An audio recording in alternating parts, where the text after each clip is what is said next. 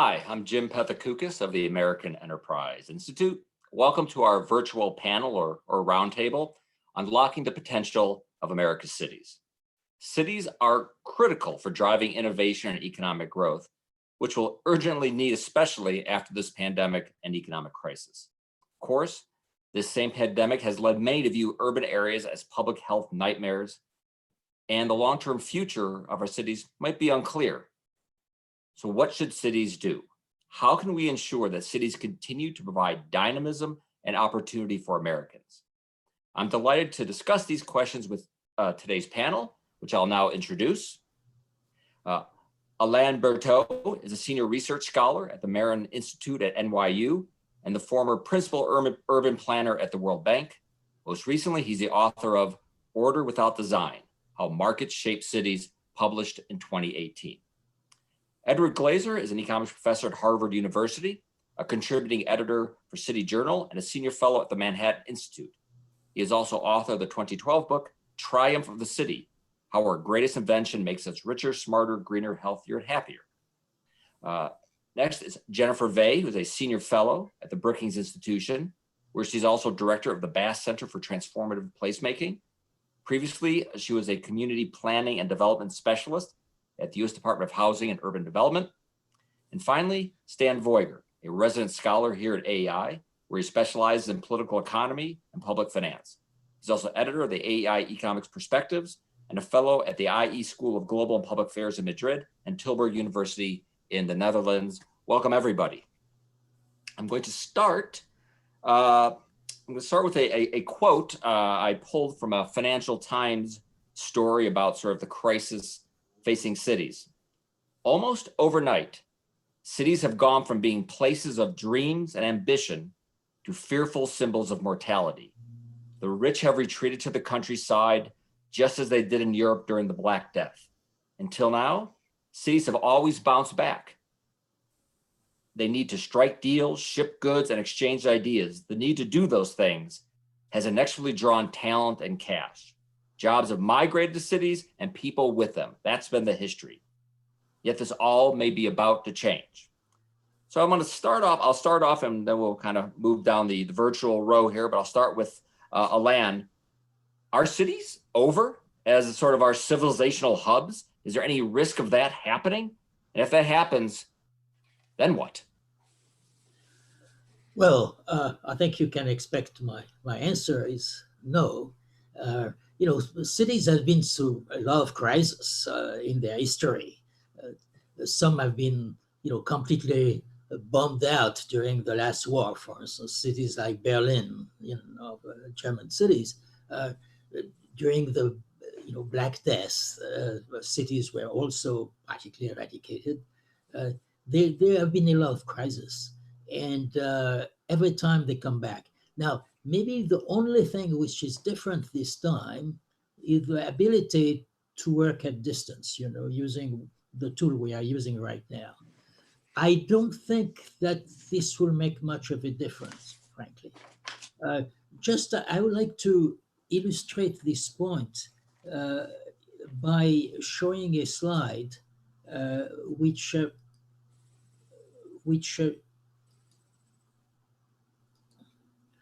it shows the demography, the number of people.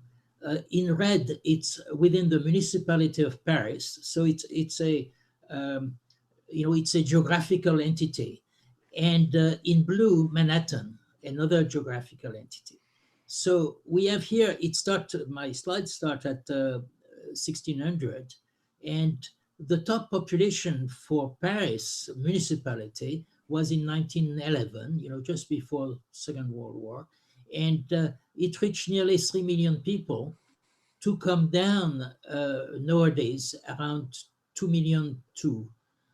So you see, you have a drop here of nearly 1 million people without.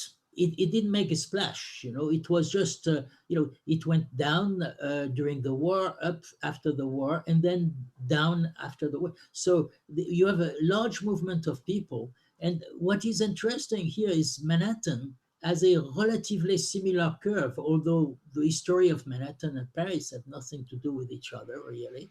So it just shows that people move in and out of cities.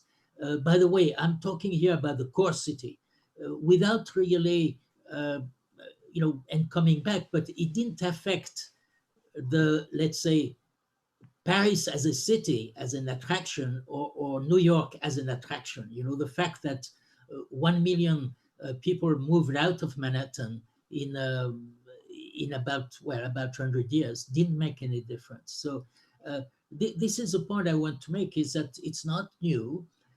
Cities are very attractive for a number of reasons, and some economics, some cultural, and this is not likely to change.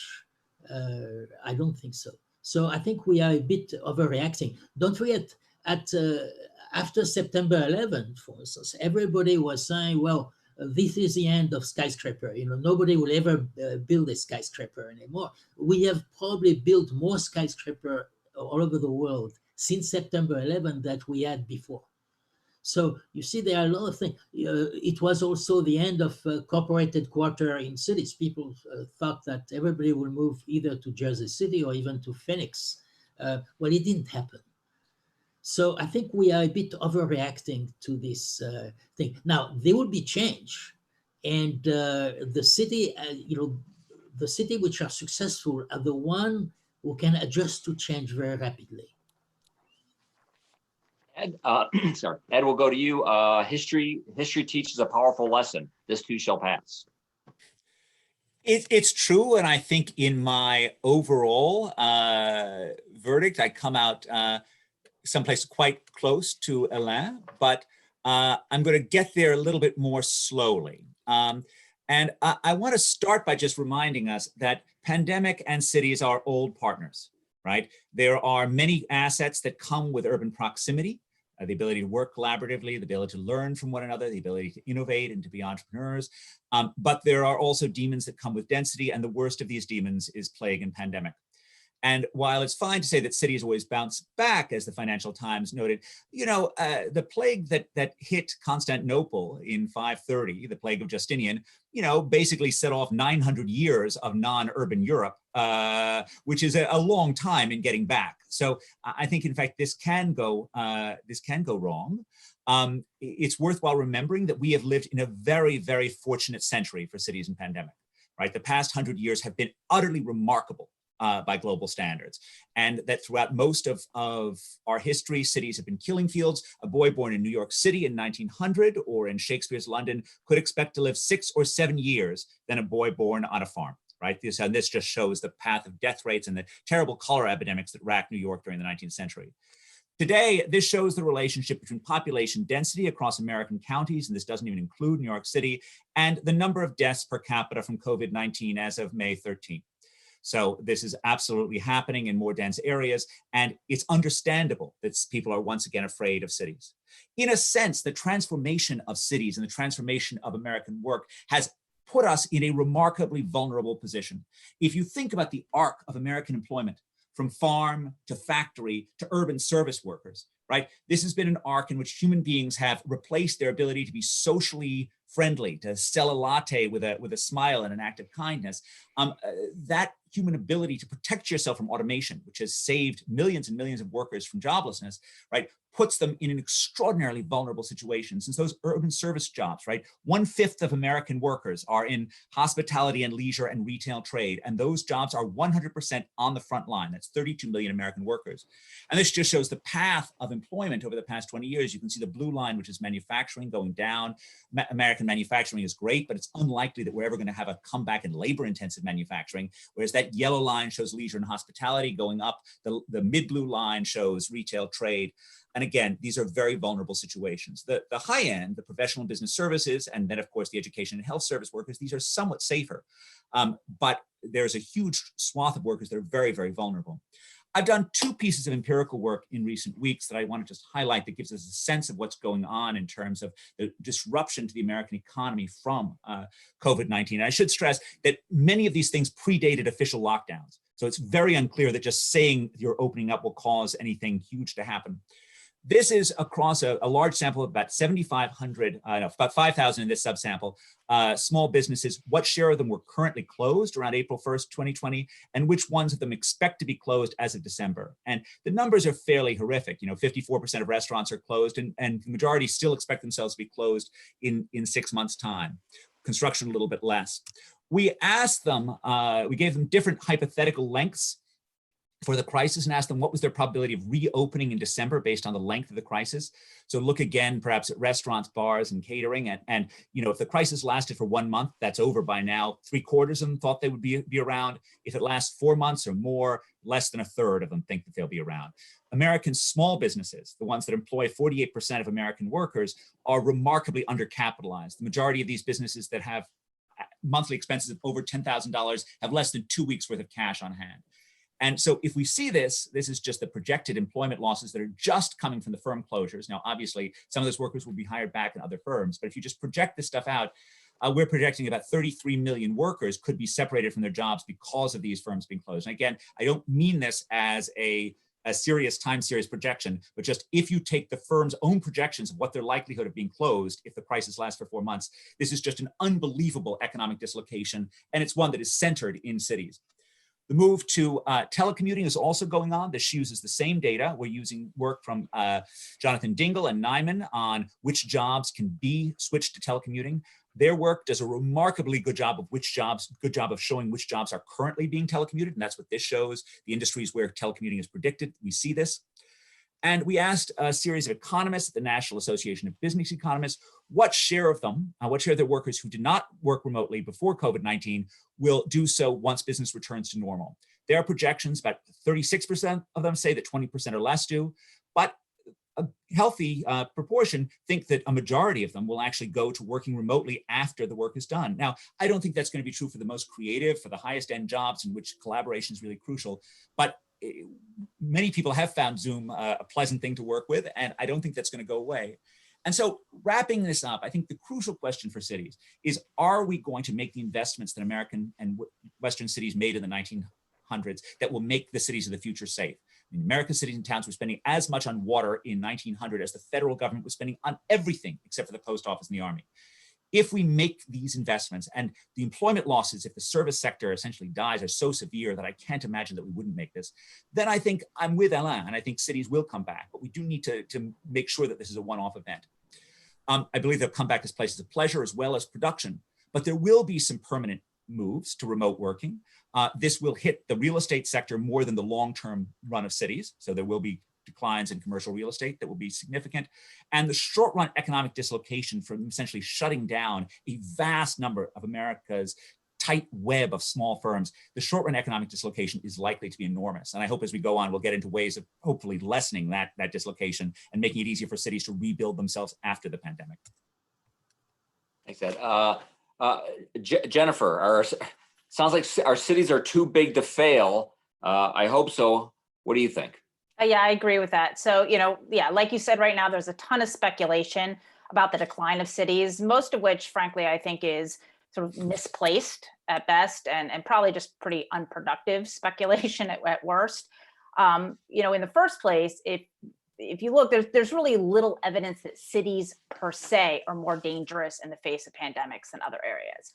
So if you look globally, for example, very dense cities have managed to limit the transmission and death from the virus through really aggressive testing and tracking, like in Seoul, or just through a lot of the actions of citizens themselves, like in Hong Kong. So this illustrates that how government and how people respond to the crisis is a really big factor in the extent to the spread of the disease, as much as density alone.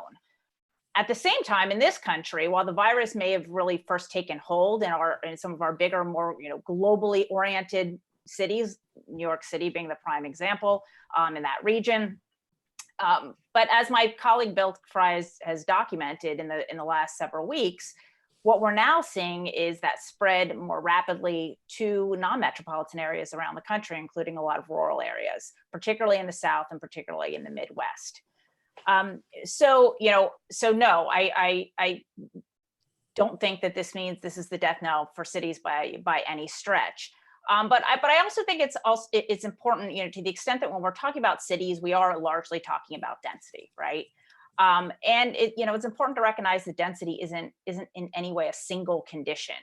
The way people experience density really depends on the home and the neighborhood in which they live, how they travel from one place to another, their income levels, and in fact, as we're realizing now, the color of their skin. So if you look, for example, recent research by the Economic Innovation Group shows that over the past several decades, the number of high poverty communities, meaning the communities with high concentrations of poor people, has risen dramatically, and that Black and brown people are far more likely than non-Hispanic whites to live in high poverty neighborhoods. And these are many of the exact same communities where many low-wage workers, including those that we're finally recognizing as essential, experience many of the negative and really the dangerous aspects of dense urban living. There are places where housing conditions might be crowded or substandard, where basic amenities from grocery stores to green spaces are often scarce, where vacant housing might be prevalent. At the same time, you have many residents that are housing insecure or even unsheltered. And these are the same neighborhoods where the number of those who've become sick or who have died from COVID-19 is most concentrated. So, I think for a lot of these people, this question of whether or not, cities are coming back or not is in a way pretty irrelevant, because for many people, they simply don't have a choice in the matter. On the flip side of all this, you see a lot of people living in urban areas in both cities and suburbs, because, urban areas exist in both places, and we shouldn't necessarily conflate those terms, are really seeing some of the upsides of density during the pandemic. And I think we'll continue to see that as we move to recovery and beyond. So these are communities where people may have more private space, whether that's bigger or less crowded homes, small backyards, apartments with balconies or rooftops where they can access the outdoors, as well as access, or better access to parks and other public spaces than a lot of those living in more under-resourced communities. And unlike more isolated or auto-centric communities, or a lot of these urban residents have more opportunities to walk or bike, whether that's for recreational use or as we start to get back to work and reopening, to access, their employment or to even access shopping. So, look, as we look over the long haul, cities are going to remain major places of employment, major places of opportunity, major places of culture and other amenities. But that, certainly we need to be thinking more deeply about the communities within what we've certainly seen from this pandemic is we really need to focus on those places that really have been at the forefront of the inequities, built on longstanding inequities, historical inequities, and they're the ones being hardest hit. And those are some of the same communities that we really need to be focused on moving forward. Stan? Yeah, I think I agree with most of what's been said so far. I would add a few, reasonably positive notes. One is that while the social distancing measures are in place, I don't think we'll see a ton of people moving just because it's impractical and it's unpleasant. And we've seen that in transaction numbers. We see that in number of listings in a lot of the most affected housing markets. And so if that continues, and I think if the social distancing measures are reasonably temporary, it wouldn't surprise me if that continued until the end of those measures. Then we re-enter a world where the pandemic is behind us and people are in place where they were before. And so at that point, there may be some changes that will have a slight impact on where people want to live, as Ed pointed out. Some more routine white collar jobs will be able to be done from home a little bit more easily. But it's hard to imagine that will have a dramatic impact on the demand for housing in really the urban cores of the most flourishing American cities, right? In places like San Francisco or Boston or New York or DC, home prices are currently so much higher than construction or whatever metric you want to use, that it's hard to imagine that those places are going to be somehow vacant if prices drop by 10%. And so I don't see the quantities of people leaving cities that you would need for a dramatic structural transformation. Now you may say, look, people will want to have a little more space because they're worried about a different pandemic. That seems unlikely, right? So then because people don't plan ahead that way, I don't think. And so then you get it, then the dynamic becomes different, right? Which is now your commute doesn't matter as much because you only go into the office 2 times a week instead of 4 times a week, may become the standard here in the DC area. That also means you have a lot more leisure time. And then the question becomes, where do you want to spend that leisure time? Do you want to spend it by yourself in the exurbs, or do you want to spend that time in the cities? And I'm not totally convinced that will really drive people away from city centers. And so I just don't think the forces are powerful enough to really draw people out once the pandemic is over. To some extent, some of Jonathan Dingell's work illustrates that, right? The industries that are most suited to telework are not concentrated outside of city centers, right? If anything, there's probably a slight bias to those being in urban cores, just because they happen to also be some of the industries where urban agglomeration effects are most powerful. And so I think all of those factors combined suggest a pretty positive future for, I think, at least the urban areas that we typically think of as the most successful American cities. So there's good reasons why cities are they're dense, they're prosperous, people want to live there. Most of those reasons, they will still be intact after this pandemic. But at the same time, as many of you mentioned, cities can't just rely kind of on a back to normal, kind of sequence of events. They need to do stuff. They need to make investments. So what do they need to do so that people either feel safe being in the cities, they feel safe moving to those cities, and they can, and if there should be another outbreak, because we've had some significant outbreaks over the last 20 years. They haven't been nearly as big as that, but we can see how something like that might happen. What are the investments cities need to make? Alain.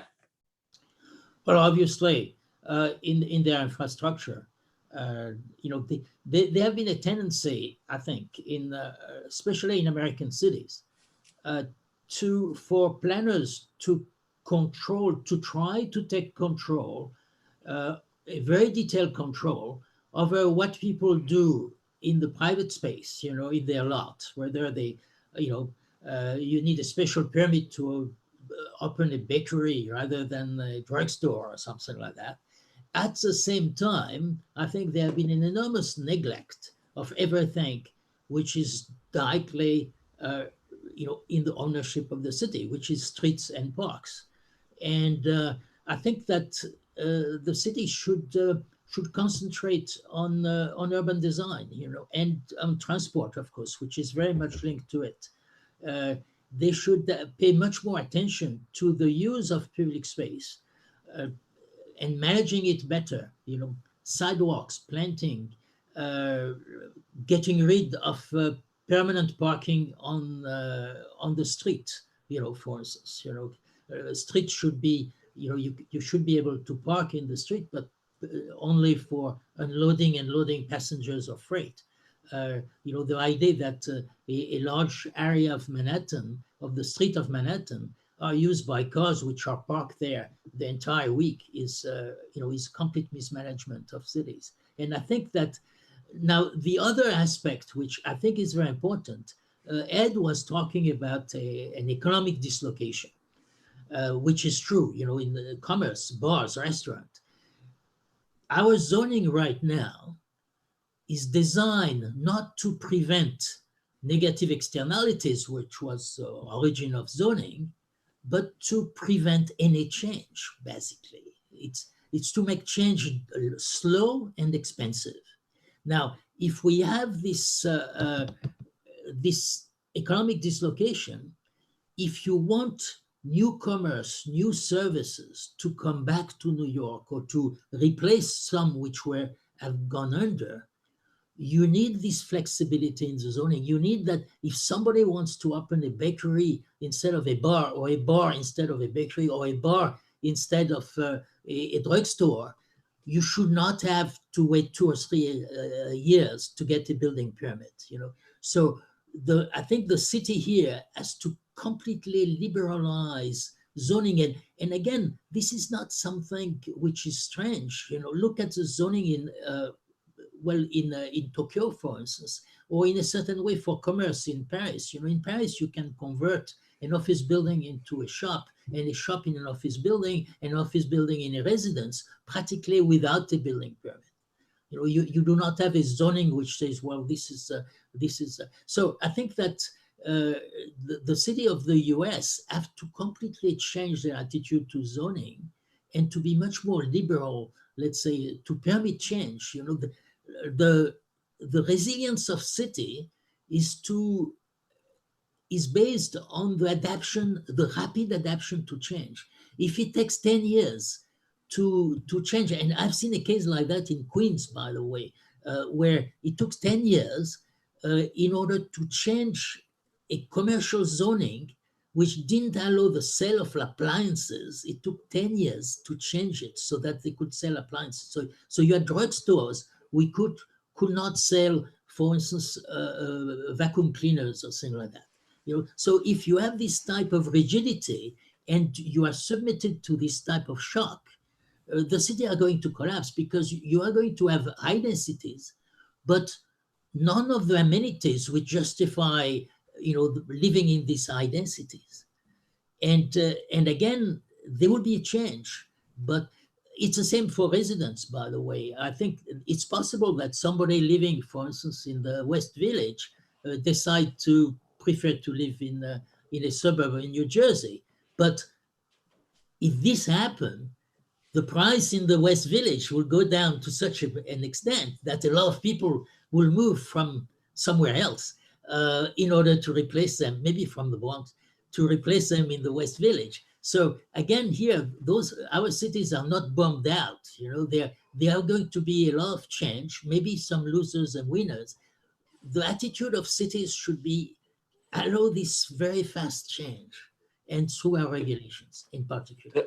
And concentrate on managing what should be managed, which is the street space.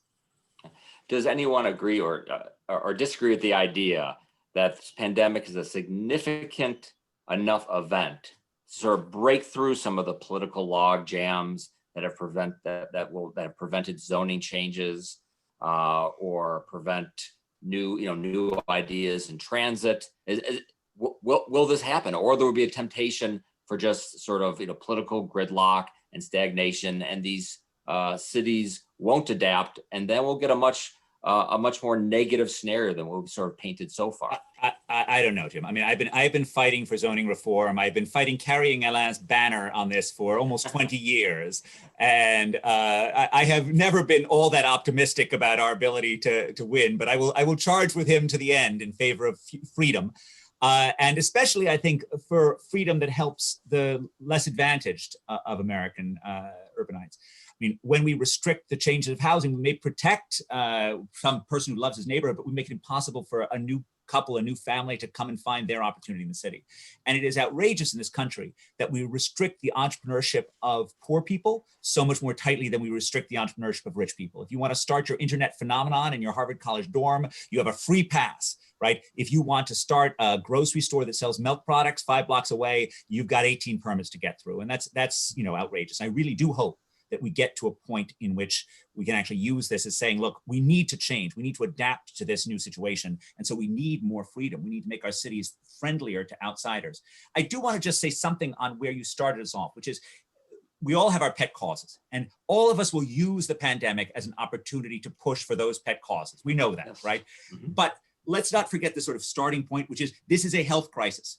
And the first thing is to actually make the health investments that we need to do to make cities better, okay? That means we need to have better global monitoring that makes sure that when, you have a disease starting in some place, you can actually see it starting and then put up a cordon sanitaire around that area to actually stop the people getting out. It means we have stockpiles of personal protective equipment that actually makes our doctors less likely to get sick. It means we need more virology research. It means we need more preemptive vaccines, right? As much as I am often the first person yelling for less spending, right? This is an area in which, you know, it is worth spending tens of billions of dollars to avoid the cost of trillions in the future.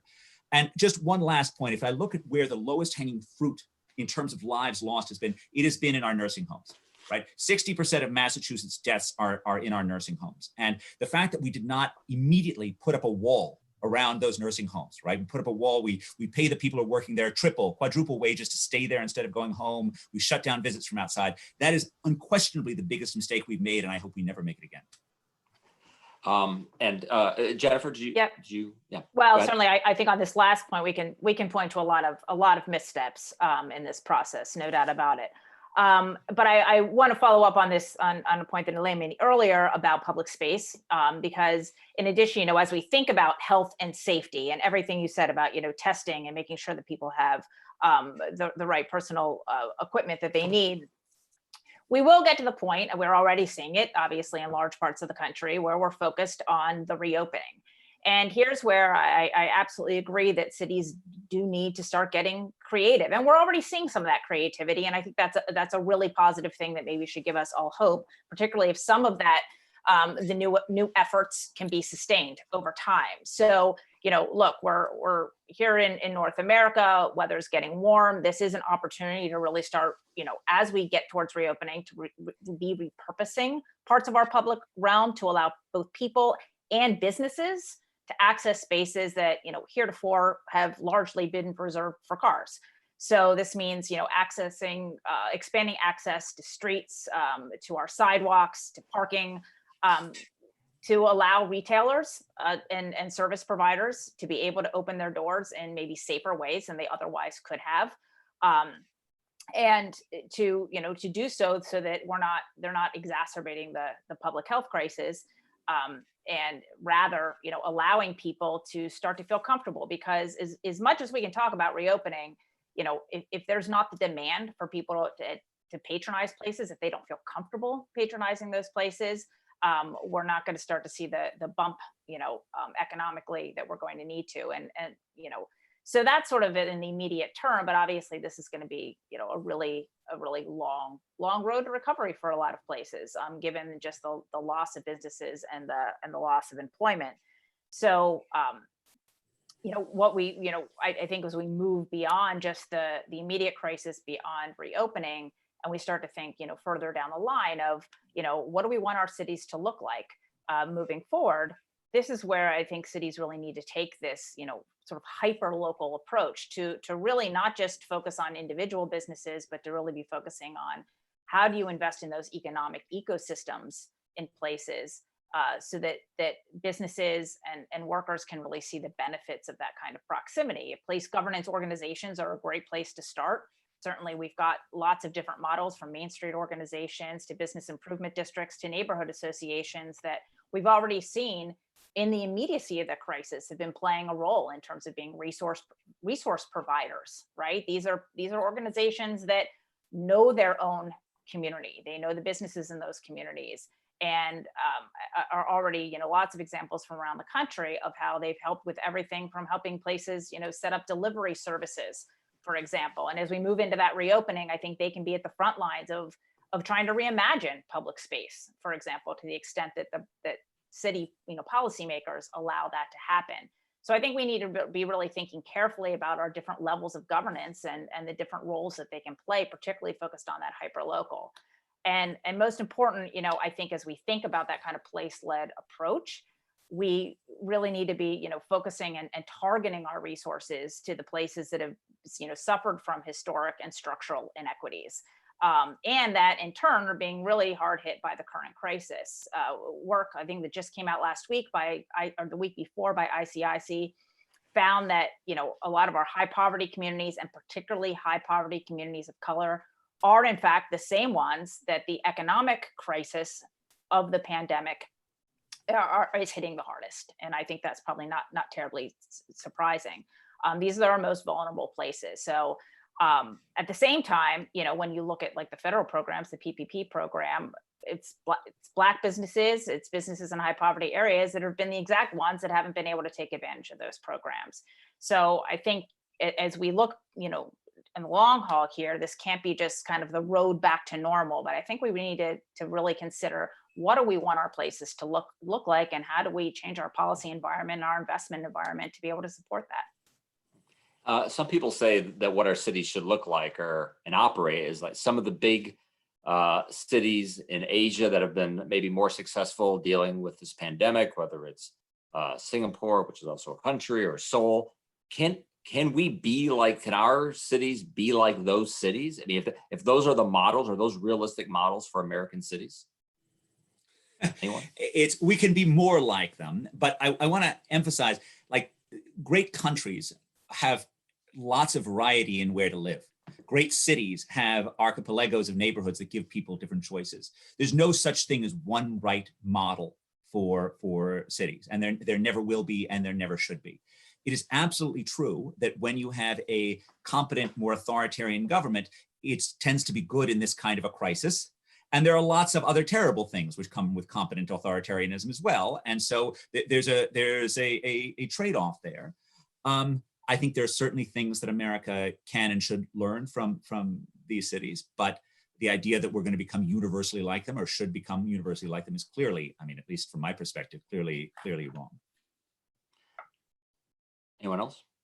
Yeah, so I wanted to go back to something Jennifer said. I do think that there is an opportunity for cities here, especially if in a sense the doomsday scenarios are right, and there will be much more telework and people won't commute as much, right? It presumably will reduce congestion. It will give opportunities it will give cities the opportunity to do things like have more outdoor seating areas for restaurants and more, squares for people to hang out and things like that, a little less air and noise pollution maybe. And so I think that's reasonably positive. I'm like Ed, I'm much more skeptical about this crisis really triggering zoning and land use reform. That it just seems a little orthogonal to what's going on. And, I think a lot of city government, a lot of local governments and state governments will just be overrun by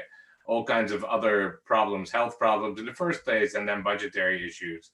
And I don't really know that creates the political space for zoning and land use reform. But maybe at the margin.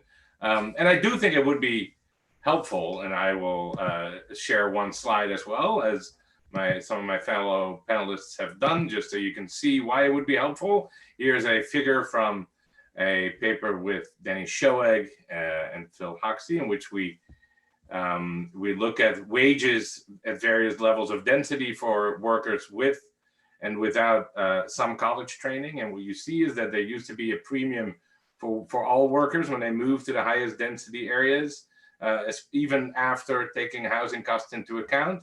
But that has slowly eroded, right? So there's still a massive premium for college workers in the highest density areas.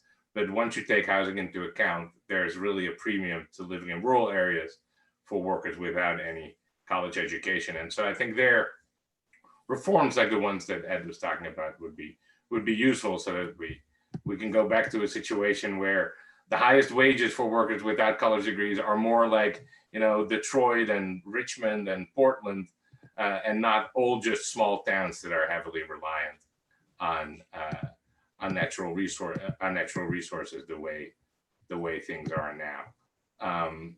So with that, I will now try to stop sharing my screen and go back to our free-flowing conversation. Jim? So that's right, Stan. I mean, I agree with that strongly.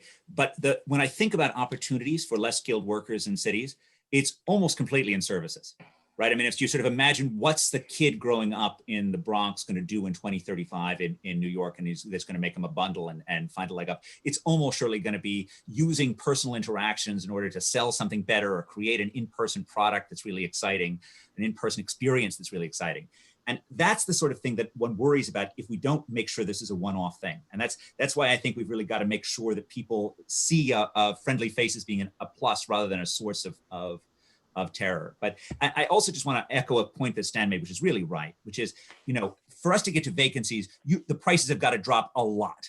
a vast amount, right? For people to be willing to leave Greenwich Village, townhouses open, they need to drop by 90% before people are going to leave that open. That is sort of unimaginable, I think, within any reasonable thing. And even a major correction, 30%, 40%, really enormously vast, is not going to lead towards an empty city. What it will lead to is a more affordable city, and there are pluses and minuses of that.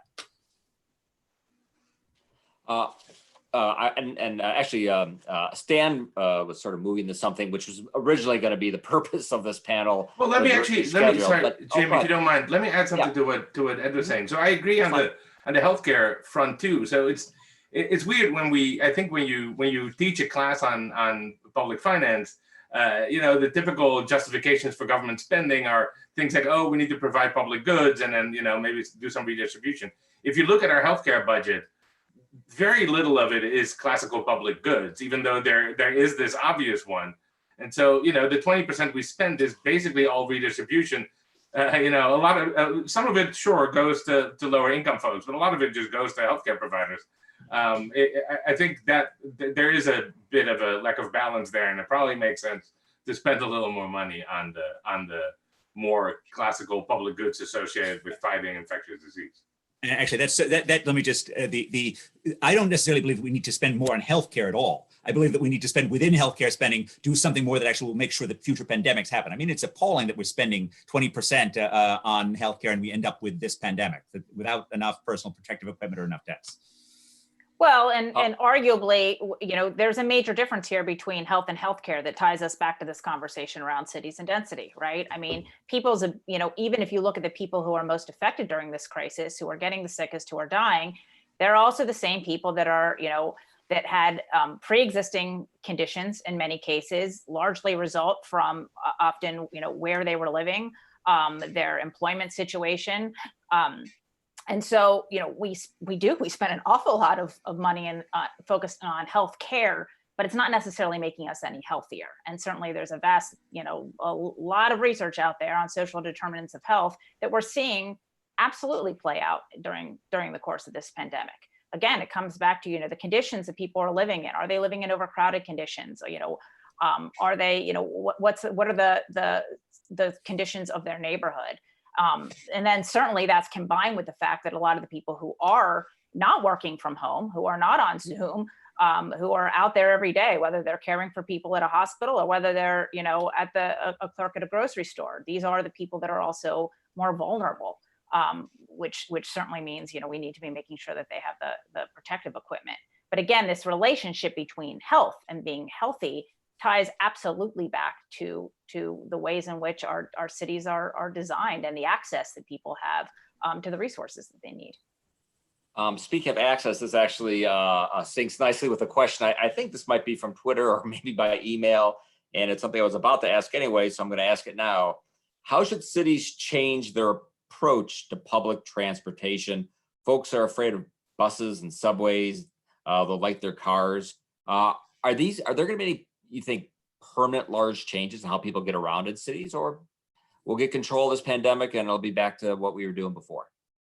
In high density city, or at least in the core of cities which are high densities, there is no way of getting around without a substantive number of people taking transit system.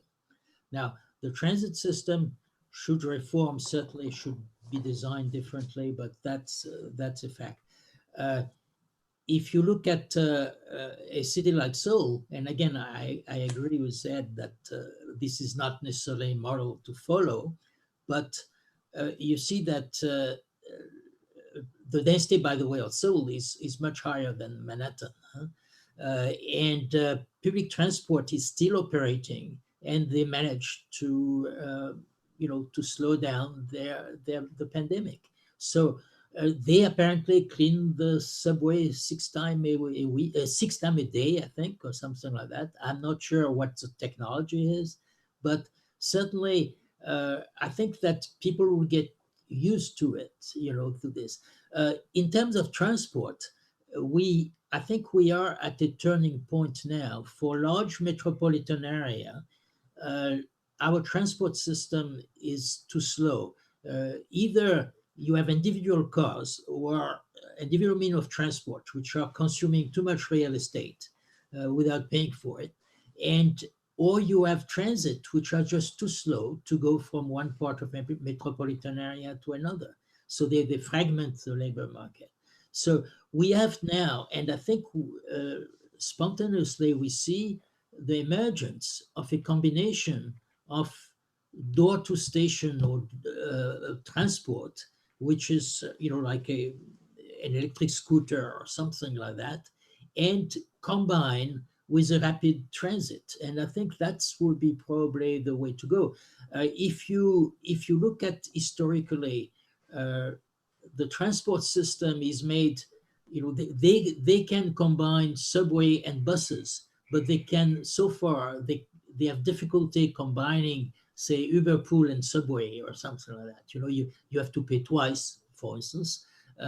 It's not the subway station. There is nothing around the subway station to allow passengers to unload, from a car or even to park an electric scooter. So I think that this is the way to go now, will be to combine this private and public means of transport in one trip, rather than to have two modes of transport. Either you use individual mean of transport or you use public transport. I think that they will have to be combined to adjust to the multiplicity of trips. Do not forget that in a city, in a large city like New York or San Francisco, you have also an enormous amount of freight. You have you have electricians, you have plumbers, you have painters, and the city can survive only if those people can move around relatively fast. If they spend one half a day in a traffic jam in order to paint your or to repair your plumbing, you are going to pay it through the plumbing bill. It's going to be. So again, here we have to look at transport in a very different way. And I think that for the first time, we have a progress in technology which will allow to have this change. The means of transport in cities have not changed in the last 100 years, since the first subway were created. What happens to certainly one of the revolutions in transport, ride sharing. Again, a lot of people are really worried. One, does anyone think that we won't be ride sharing in the future? And if we're not, does that ruin many of the best plans of some urban planners who assumed that was going to be a big part of how we would get around cities in the future? Well, then we will have electric scooters. I don't believe so much.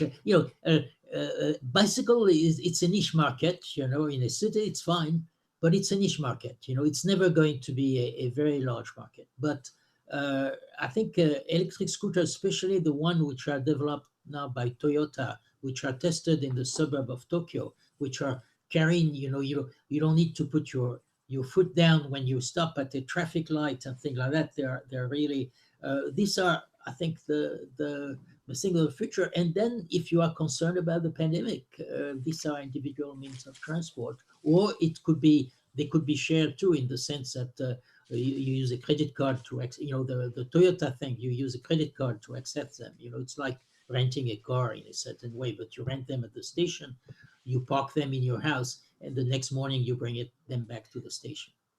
There's no reason not to have autonomous vehicles that are shared. I mean, that's especially if you put up barriers between the four people. That seemed like a likely possibility even before COVID-19. It only becomes more appealing now. Everyone gets a workspace and a shared vehicle of some form. Technology can do a lot of these things, and I see no reason why that won't happen as long as the government doesn't regulate it out of existence. Are there a lot of urban planners really counting on autonomous vehicles? Sort of the year kind of keeps getting pushed back. I'm pretty sure a lot of people thought 2020 would be the year. Is that actually a big part of plans? I think that's the new, let's say, the new hope is that to have shared transit. It's small vehicles which are self-driving on not a fixed itinerary, but let's say a polygons, which is well known. And so that simplified greatly, the self-driving issue. Self-driving car, the autonomous vehicle, which can be used in Manhattan and you can drive to the Grand Canyon with it, with your family, that's maybe a little much far away. But I think that, again, Singapore is experimenting with those vehicles. There are microbuses, basically, with 5 or 10, which are on demand in the sense that as soon as you demand a trip from one point to another, the itinerary adjusts for you. And it's again in a relatively limited geographical area, but there is no reason why this geographical area cannot be expanded to reflect again demand and things like that. The big advantage of the technology now is that you know exactly what is the demand at any time of the day. And if you have self-driving vehicle, they can, let's say, you can match supply and demand geographically, not globally, but geographically. The problem with the bicycles now, used in Manhattan or Paris, is that you have constantly to have trucks. Mismatch, right? Mismatch between. You have a mismatch, so the number of bicycles are okay. It's just that they are in the wrong place. And there's no way to put them in the right place unless you have, well, it creates jobs, of course, but you have people loading them on a truck and the truck driving to a place. In DC, they only go downhill. It's true of so many things in DC's, Dan. But it's true in Paris. Constantly, the tourists go down from the Sacré-Cœur, from Montmartre to the Louvre, and then they have to bring back the bicycle from the Louvre to the. Yep, same here. Columbia Heights to downtown and then back in the truck. Yes. One of the big issues with autonomous vehicles is if they're sort of completely private, which there's a lot to like in that, obviously, but they can in fact make the congestion problem worse. So the first order impact of autonomous vehicles is they reduce the cost of sitting in traffic, which means that more people will be willing to sit in traffic, right? If there's one thing that we know, it's the number of vehicles, number of trips responds to the cost of trips. So you really need, when you bring in autonomous vehicles, to bring in some form of tied congestion pricing from the beginning. So you make sure that people are paying for the social costs of the congestion that they create. How does that interact with Alain's proposal to eliminate the heavily subsidized street parking that we have? Because once you do that, you create a little more space. On the other hand, you would never want to park your car, so you're constantly driving. I've never. So Alain is totally right that, on-street parking, or even worse, the sort of requirement of providing free parking, right? That Don Shoup has emphasized so much as being crazy. That's really got to go. I mean, it is insane that we are giving away our incredibly valuable city street space for pennies on the dollar. But I think in most high demand cities, that's not going to solve the problem, because the incredible elasticity of trips to car space. I mean, there's this fact that's associated with Gilles Duranton and Matthew Turner, which is the fundamental law of highway traffic, which is that vehicle miles traveled increase roughly 1-for-1 with highway miles built, right? And if you allow more space on the streets, pretty soon guys are going to rush in there and take trips more. And the autonomous vehicles are just going to make that worse. So I think you really want to embrace from the beginning the idea of congestion pricing on autonomous vehicles. And one thing we know from the political economy of congestion pricing is if you take a road that's always been free and you say now you've got to pay for it, you get blood in the street, right? Everyone is, the idea that you're putting a tax on something that used to be free, they think it's the Boston Harbor in 1775 all over again. If you put a tax on a new product, if you build a new highway and just put a fee on it, people think that's reasonable. They didn't see that before. And so if autonomous vehicles come in and they're new and they get a price on them from the beginning, that'll work. If you let them be free for the first decade and then say, then we're going to impose a price, that'll be a political disaster. Yeah. Well, sure. All around, we need to have pricing systems that better account for all the different externalities that we see from autos and from congestion and from the pollution that they create. And we're not pricing any of these things very well. But aside from all the technological solutions here, we also need to be focusing on our long-term land use solutions. We've spent well over 80 years now building not really for density, right? I mean, we've been building for the most part auto-centric communities, and until we start to think very differently about how we're valuing proximity again, proximity that allows more multimodal transportation options, so that, that you have proximity that allows greater walking, at least for some everyday activities, that at some distance may allow biking, particularly if you're building the infrastructure that actually facilitates it, that allows more options for public transit. And that, that certainly allows for driving as an option too. But we're not building most of our communities, and haven't for quite some time, around the notion that there is some value, big value, in proximity. And when we think about the negative impacts of that from a climate change perspective, certainly from an economic development perspective, we know that there's benefits in clustering and agglomeration and mixing of uses that we've gotten away from for quite some time.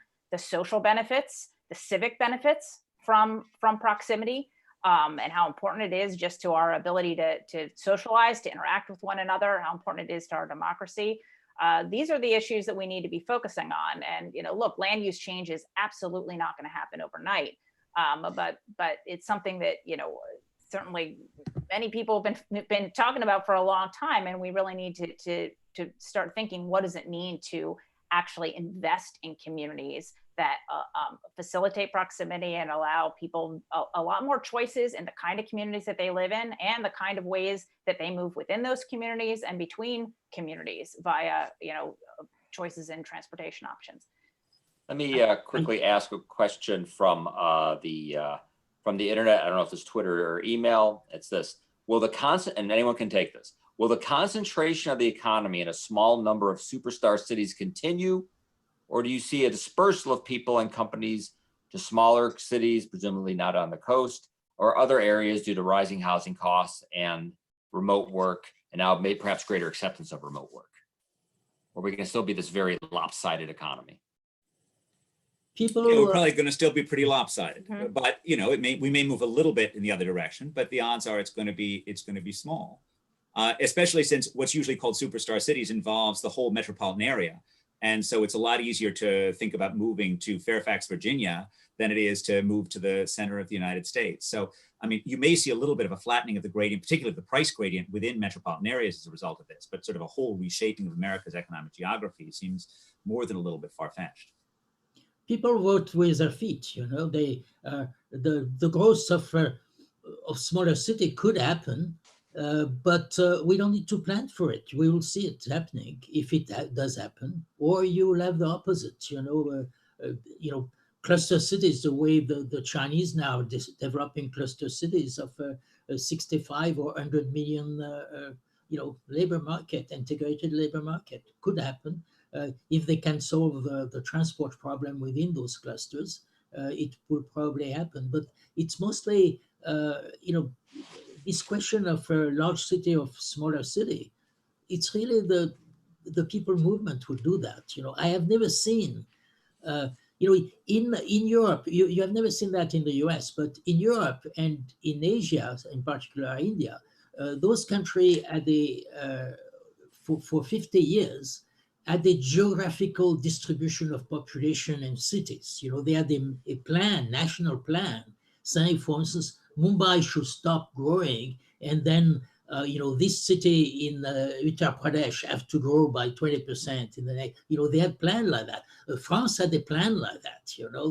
For decentralizing Paris and so on. It never happened because in the long run, it's the people. If they decide to go to Paris, it's because they feel that it has a number of advantages, and then it grows. So I'm not saying, for instance, it could be that city like Paris and Mexico are maybe very large because of the political structure. So many, they are so centralized, so many political decisions are taken in Mexico City and Paris that a lot of firms have a big interest in being close to power. That's possible. But you will not change that by deciding a new geography for the country. You will change that where maybe a more decentralization of power. But until it happens, don't bother about this worry about whether large cities should grow or small cities should grow. It will happen, and when it happens, please face the reality. Don't try to say the population is badly distributed and we should invest in in Sonoma Desert and not on and not on the city. So you have to put infrastructure and investment where the people go, not Yeah, where you want them to go. I think to the extent that that those concerns are reasonable, it's often because when a political unit loses population, it becomes very difficult to maintain the levels of services and to deal with overhanging obligations that the political unit has. And so one way to deal with that is to force more people back into the political unit, but that seems like a very complicated way of dealing with it, as opposed to just addressing the financial It never happened. issues. Yeah. You have the country which have those program, the national program, or they even call it geographical equity. That means that if you take Canada, you see that it's completely unequitable. Everybody's in the south of the Canada and nobody in the north, so it should be evenly distributed. I mean, that's India, they plan like that. So it never worked because they give subsidies to firms to establish themselves in cities which have nothing. So usually the firm take the advantage of the subsidy and they build a warehouse or something. They get the subsidy and then it creates no jobs. And then, or you end up, and I've seen that in India, where enormous investment in the infrastructure of a very small city and starving investment in Mumbai or Delhi or Calcutta at the same time, because so I think that we should not worry too much about try to plan saying we need a smaller city or we need a larger city. We should face if there are some cities, small cities which are growing, they should be allowed to have resources to develop their infrastructure. But I don't think it will be the infrastructure which should come first in order to attract people. But I don't think that it's necessarily trying to promote geographical equity. I mean, I think there are proposals out there. If you look at what happened in Europe, a recent paper that came out from my colleagues, Mark Muro and Rob Atkinson, made a very similar argument that there is a role that the federal government could be playing in this country to invest in some of our cities within the heartland, within middle America, those that aren't the superstar cities that are on the coast. And it's not saying that there's going to be some magical kind of geographic equity, nor is it saying invest in places that don't have assets. In fact, it's, their proposal is exactly the opposite. It's saying, look, there's plenty of cities all over America that do have assets. They have institutional assets. Certainly, they have business assets. They have, strong legacies based on, their previous manufacturing economy or even technological innovation. And so there is an opportunity to say, look, how could the federal government go with all those assets? Why don't people go to those assets? If you have to find why they don't go there. Well, people are going to some of these places, or they're going to pockets within them. And I think it's certainly up to the local and the regional leaders to be investing in those assets, right? I mean, of understanding what they are, what some of their legacy assets are, investing in them. And I think there is an opportunity for the federal government to offer some support to maybe a smaller, a limited number of places to be able to build on those assets. Because I think what we're seeing by the superstar, it's unsustainable. One, it's leaving a lot of, places behind in the economy, which I don't think is good for the nation as a whole. At the same time, you've got the congestion and the affordability issues. Some, that on one hand, you have people calling to subsidize, more affordability in the places in the superstar cities. And I don't think anybody's arguing against that necessarily. So maybe we should be thinking about what are some strategic investments to be making in other places in the country that, again, just help them build on the assets that they already have. Well, so this is an important. Stan, sorry. No, go ahead. So this is a really important question. I want to just let's present a framework that I use for thinking about this, which is I think there's a very strong case always for helping poor people. There is a much weaker case for helping poor places. Unless helping those places is in fact the best way you can help poor people. And I want to agree strongly with Alain's point that we have wasted billions and billions of dollars on infrastructure that we have wrapped up in the midst of placemaking magic like Detroit's People Mover monorail. And there is no sort of easier way to waste billions of dollars than convincing yourself that this magical piece of infrastructure will insert your city here back. That being said, there's no reason why you have to have one size fits all federal policy. And the right form of housing policy for Manhattan is never going to be the right form for Dallas. The right employment strategies for Seattle are not likely to be the right employment strategies for St. Louis. And so having some degree of regional tailoring, making sure we do less to discourage work in places that have high levels of endemic joblessness, that just seems like common sense. And we should think about structuring both our safety net policies and our policies around employment tax credits in such a way that they're well designed for the local conditions. And I will say one other thing, which is also very much about placemaking, which is the most important thing that we screw up, and we screw this up actually in our big cities as well as in many of our declining areas, is actually providing human capital for our kids. That in fact, one of the things that sort of has come out of the Chetty, Friedman, Hendren data with the Opportunity Insights data is the extent to which our cities are succeeding so well as places of productivity, but not as places of opportunity. That poor kids, even middle-income kids that are growing up in dense neighborhoods, are often not finding a brighter future. And that's something, there's nothing intrinsic about cities that makes them bad for kids. No parent ever thought they needed to leave Paris to get a better schooling for their kid. No Englishman ever thought they needed to leave London. But in America, our parents often feel like they need to leave cities. And that is absolutely like, if you want a real shame of the cities, that's it. And whatever your preferred way to actually get America's schools better, to get American entrepreneurship training better, to get vocational training better, whether or not we're talking about Washington, D.C. or the cities of the American Midwest, that's absolutely necessary. It does. I mean, the concern, of course, is always what those programs are going to look like in reality, right? You give Detroit as an example. I find it hard to imagine that we will start making it so that federal support programs are less generous in the lower income parts of the country as a work incentive, right? So you could have done this now in the CARES Act, right? Maybe we would have wanted to give unemployed West Virginians $200 a week instead of $600 in New York. And it seems completely politically infeasible. But those are the kind of decisions you would have to So I agree you can't take from one and give to the other, but you can't shift the slope of the payment. So for example, you can make the base payment for disability lower in a distressed area, but then allow you to keep more of your earnings ex post. So it puts less of a tax on earnings in areas in which more people on the margin. That's what I have in mind. It's not one which you're taking from one area, but you're designing the program so that it's less discouraging of work.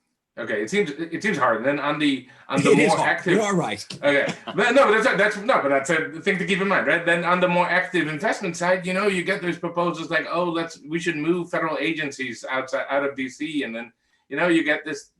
We've now tried it once. We moved the USDA's Economic Research Group to Kansas City, and now there's no USDA Economic Research Group to speak of anymore. Like that. These things are not. I don't think they will. We have lots of studies of those relocations throughout the world, Stan, and they never work. Yeah, right? the Netherlands did a few of them too. In the Netherlands, you'd think it'd be easy because the maximum distance is 3 hours, and even there it didn't work. So the only thing that could maybe work is you have proposals, and I believe Pete Buttigieg had one of these in his platform of giving people visas that restrict their ability to work to certain states. Right there, you can do it because obviously you can control what immigrants are allowed to do a little more easily than for other people. I don't think that makes it a good idea. And obviously your as policy sending people to places where they're not the most productive that they could be. But I don't know. I just find it difficult to think of ways in which this will not just backfire or at most just become a transfer of some kind to whoever gets the money. Like sometimes I worry the best case scenario is the farm subsidy program.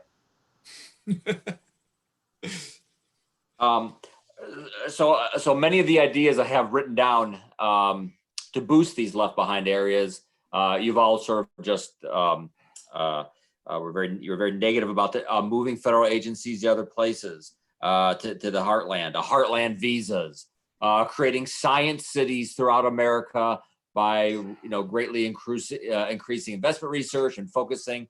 Is only the Hyperloop left on your list, Jim? Hyperloop is on page 3, but we're not going to. I'm assuming your skepticism. No one will be for the Hyperloop. Let me see if I have another as we sort of get to the end here. A question. Any more questions from the internet? Here's the housing supply. So nobody's in favor of a Marshall Plan for struggling cities. I would also assume that is a big no. Here, this is a good question.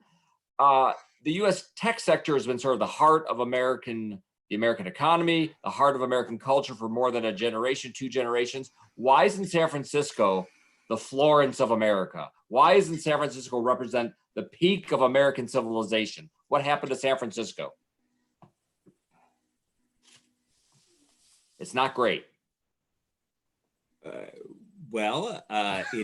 area is incredibly productive, certainly, but it has engaged in an unbelievable housing supply experiment of essentially making it impossible for ordinary people to move in there.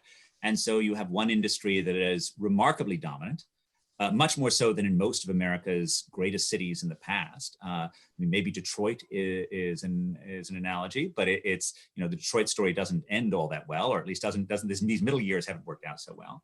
I think it's an example of a case in which we privilege the insiders and we don't let outsiders come in. And over the past 40 years, American politics has moved increasingly in that direction. That instead of being a country and that has cities that just say, come on in, this is your future, we say, I've got mine and you can't come in here. And we see this in occupational licensing, and we see this in land use controls. And we see it in the fact that we privilege the old over the young. And we see this in the way that we privilege older people over students in schools. And we really need, if we're going to sort of respond in a healthy way to COVID, we really need to imagine America that is about outsiders, that's about people who are still 17. And I think it is hard politically, but I could imagine, giving a 3-year fast track on new building in San Francisco in response to the downturn, or giving a 3-year fast track on new permitting. We could try to do something on this. And it really is necessary that we become a country that looks forward instead of backwards. I would feel like by focusing on San Francisco, you make it unclear how tremendous the problem really is, because San Francisco is the dense core of that metro area, right? It's Silicon Valley where absolutely no one is allowed to build anything.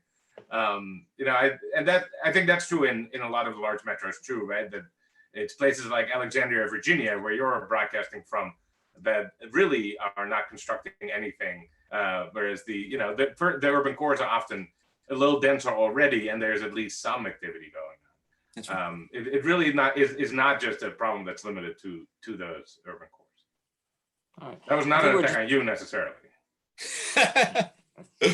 I think as we wrap up, I don't know if anyone has any final comments. I offer a final question. If you choose not to answer that question and talk about something else, that's fine too. We'll just start with the same order we did before. I'll start with Alain. If we look back 10 or 15 years from now and we see America's cities are struggling, what was probably the mistake we made? I think that there are 2 aspects. One may be, looking at the current crisis, right? Your question is on the current crisis, right? Sure, we can do that. Yep. I see a danger here in the fiscal aspect of the crisis, that suddenly cities get very quickly depleted of any resources, and they have to face what we are talking about, change. So they will have to, for instance, if my wishful thinking, they are going to reform their zoning to allow a small entrepreneur to change a bar into a barber shop, or a barber shop into a restaurant. They will have to have people who do that, who help doing that. And they need resources. My guess is that right now, because of the collapse of sales tax, probably property tax, and all the taxes that support the city, they are going to contract their personnel, their staff, and a lot of things are going to deteriorate, and they may be less able to handle change because precisely they are so short of resources. So I think that there is a case for helping the finance of cities during this, so that they don't cut their services. And on the contrary, we were talking about redesigning the public space for having more efficient way of using the public space. That requires some resources. And if they are short of that, it will be a complete, freezing of everything. And it could be a vicious circle, where those cities depleted of resources suddenly, life deteriorates so much because of those, the municipal resources. So I think that there is a case here for helping the cities. I'm not sure how to do it. It's completely outside my competence, but certainly I could see a failing municipality having an effect on the entire city. Ed? The public sector often lags the private sector in cities. Throughout the 19th century, it was decades until the public sector was able to deliver the clean water and sewers that the added density in cities actually required.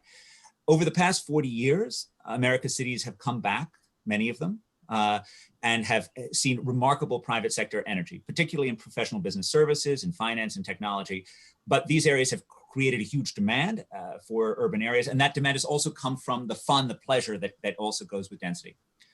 The public sector is way behind in many different ways. It's way behind in that it has failed to deliver the schools that kids need to have education that's nimble and responding to these things. It's failed to deliver a permitting system for buildings or businesses. And of course, colossally, it's failed to deliver a system that can protect the health of our citizens. And that's what we've seen around us most of all.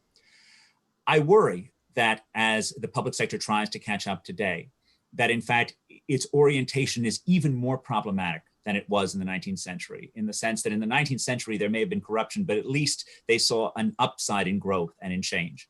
And I worry that, just as our national government has become a pension system with an army, our local governments have become regulatory machines for blocking change, for blocking outsiders.